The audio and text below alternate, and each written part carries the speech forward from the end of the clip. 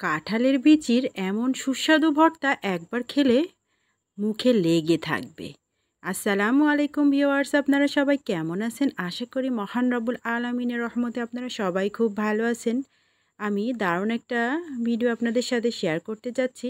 ঘরে বাইরে দেশ ও বিদেশে যে যেখান থেকে আজকের এই রেসিপিটা দেখছেন সবাইকে আমন্ত্রণ জানাই।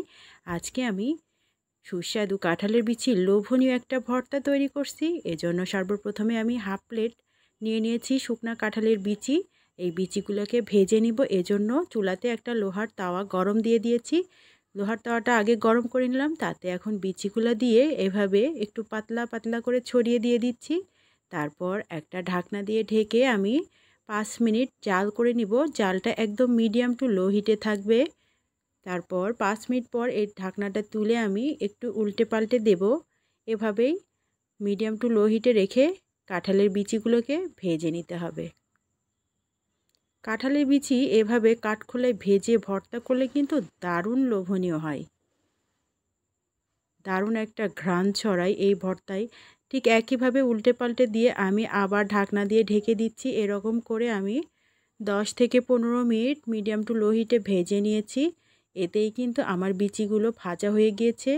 অলরেডি একটা বিচি বাস্ট করেছে, সেটা আমি দেখলাম বেশ সেদ্ধ হয়ে গিয়েছে, এটা মচমচা হয়ে গিয়েছে। আমি খেয়েও নিলাম ভাজতে যেয়ে। তার মানে বুঝলাম যে কাঁঠালের বিচি প্রায় হয়ে আসলো।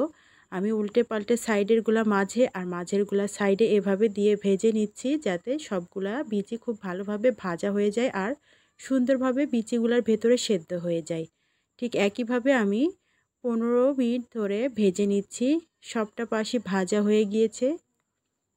বিচিগুলো এত গরম যে আমি আপনাদের ভেঙে দেখাতেই পারলাম না। এদিকে বিচিগুলো ঠান্ডা হোক, আর আমি এদিকে কড়াইতে দিয়ে দিলাম 1 টেবিল চামচ পরিমাণ সরিষার তেল। তাতে দিয়ে দিচ্ছি 2টা বড় বড় রসুন ছিলে আর 8-10টা শুকনা মরিচ। আমি এগুলোকে একটু ভেজে নিব হালকা বাদামি করে।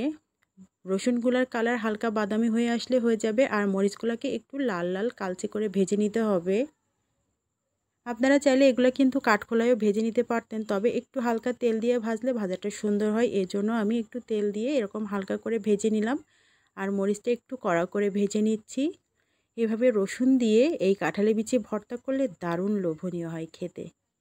এদিকে বিচিগুলো বেশ খানিকটা ঠান্ডা হয়ে গিয়েছে। দেখেন আমি হাত দিয়ে ডলা দিতেই খোসাগুলো উঠে যাচ্ছে। বেশ কিছু কিছু মচমচা হয়ে গিয়েছে, সেগুলো আমি এমনিতে মুখেই খেয়ে নিচ্ছি বেছে, আর বাদবাকি একটু কম আছে মচমচা, সেগুলোই আমি পাটায় বেটে ভর্তা করছি।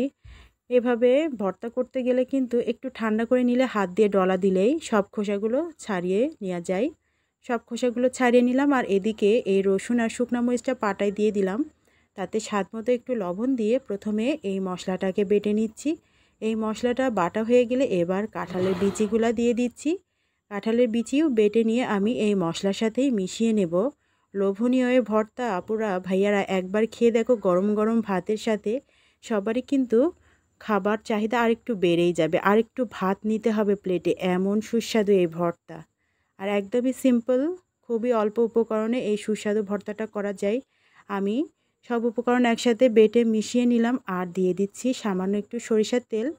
1 টেবিল চামচ পরিমাণ সরিষার তেল দিয়ে দিলাম। দিয়ে আমি আরও ভালো করে মেখে নিচ্ছি। তবে আমি এই বাটাটা করেছি আধো আধো ছাঁচা করে, আপনারা চাইলে একদম মিহি করেও বেটে নিতে পারেন।